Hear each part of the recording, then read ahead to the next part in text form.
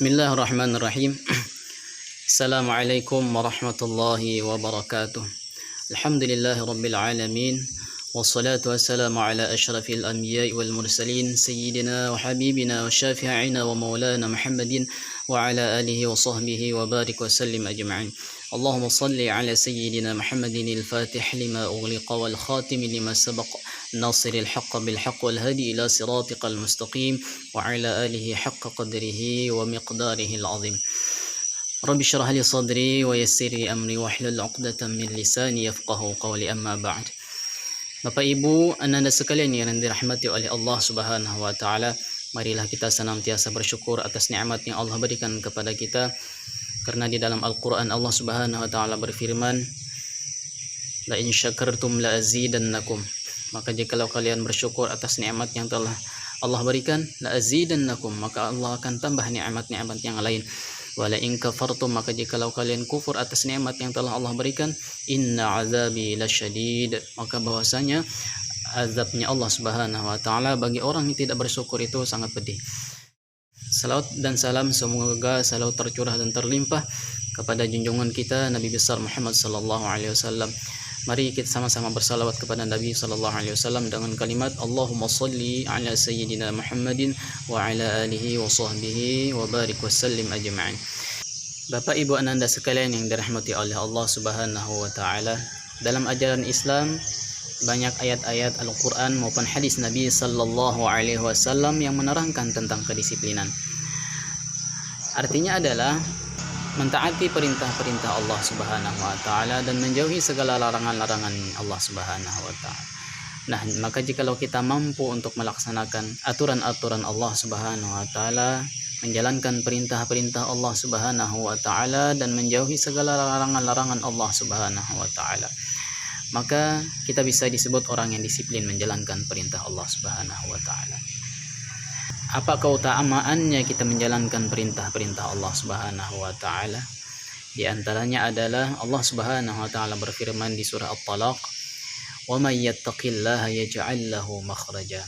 Barang siapa bertakwa kepada Allah Subhanahu wa taala, dalam artian kita menjalankan perintah-perintah Allah, kita disiplin menjalankan perintah-perintah Allah dan menjauhi segala apa-apa yang dilarang oleh Allah Subhanahu wa taala. Apa janji Allah kepada orang yang bertakwa? Yaj'al lahu makhraja. Allah jadikan jalan keluar bagi segala masalah yang dihadapi oleh orang yang bertakwa.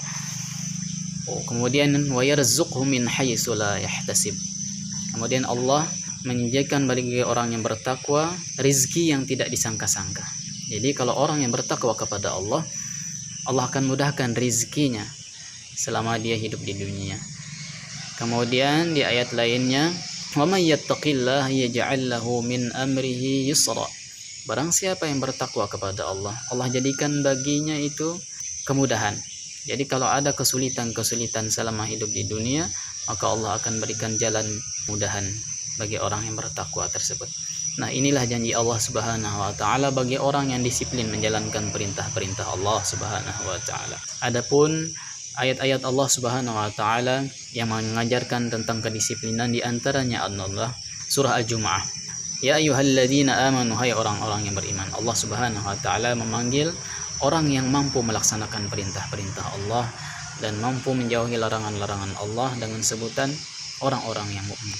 Ya ayyuhalladzina amanu adalah orang-orang yang beriman. Idza nudiya lis-salati min yaumil jum'ah, apabila kalian dipanggil untuk salat Jumat, fas'au ila zikrillahi wa zarul bay', maka tinggalkan segala aktivitas, tinggalkan jual beli, tinggalkan pekerjaan kita. Maka ketika Allah Subhanahu wa taala memanggil, maka segeralah untuk mengingat Allah Subhanahu wa taala. Ketika azan Allah Subhanahu wa taala memanggil kita, maka segera bangunkan. Itu adalah bentuk kedisiplinan kita menjalankan perintah-perintah Allah Subhanahu wa taala dan menjauhi larangan-larangan Allah Subhanahu wa taala. Bukan hanya itu, di ayat Al-Jumu'ah mengajarkan tentang waktu kedisiplinan melaksanakan salat Jumat. Salat Jumat dilaksanakan di hari Jumat. Tidak boleh kita melaksanakan salat Jumat di hari Kamis. Nah, itu adalah aturan-aturan Allah Subhanahu wa taala. Kemudian Allah Subhanahu wa taala berfirman, "Innas salata kanat 'alal mu'minina kitaban mawquta." bahwasanya salat bagi orang mukmin sudah ditentukan waktunya. Jadi waktu salat zuhur sudah ditentukan oleh Allah Subhanahu wa taala, bukan saja waktunya ditentukan, bahkan rakaatnya pun, bilangan rakaatnya telah ditentukan oleh Allah dan Rasulnya. Berapa bilangan rakaatnya? 4 rakaat. Tidak boleh kita laksanakan salat zuhur itu 3 rakaat. Nah, seperti itu. Kemudian salat zuhur, salat asar, salat maghrib, salat isya, dan salat subuh.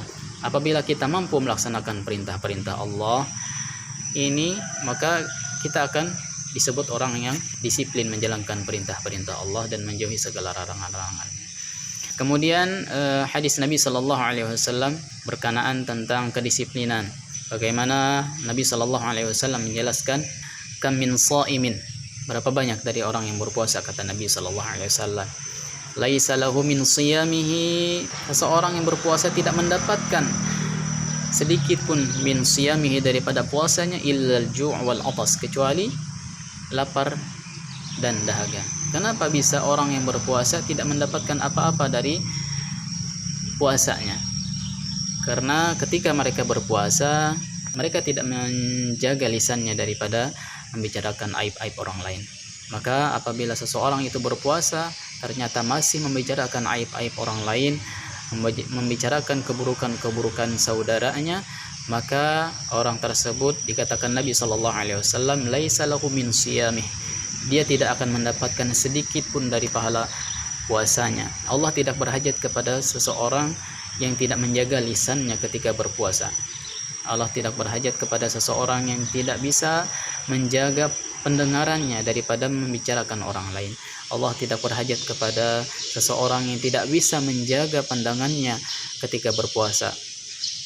Nah, mudah-mudahan kita termasuk orang yang disiplin menjaga aturan-aturan Allah Subhanahu wa taala dan menjauhi larangan-larangan Allah Subhanahu wa taala. Terutama ini bulan Ramadan, mari kita sama-sama menjalankan aturan-aturan Allah Subhanahu wa taala. Di antaranya, jangan sampai lisan kita ketika berpuasa kita masih membicarakan aib-aib orang lain. Mari kita sama-sama menjaga, mudah-mudahan Allah Subhanahu wa taala menerima amal ibadah kita dan dijadikannya nanti kita orang yang bertakwa kepada Allah Subhanahu wa taala. Karena Allah menjanjikan bagi orang yang menjaga, betul-betul menjaga puasanya, ya ayyuhalladzina amanu kutiba alaikumusyamu kama kutiba alal ladzina min qablikum la'allakum tattaqun. Pasti kalian menjadi orang yang bertakwa. Bertakwa dalam artian kita mampu menjaga perintah-perintah Allah ketika berpuasa dan mampu menjauhi larangan-larangan Allah Subhanahu wa taala. Demikian, hadanallahu wa iyyakum ajma'in. Wassalamualaikum warahmatullahi wabarakatuh.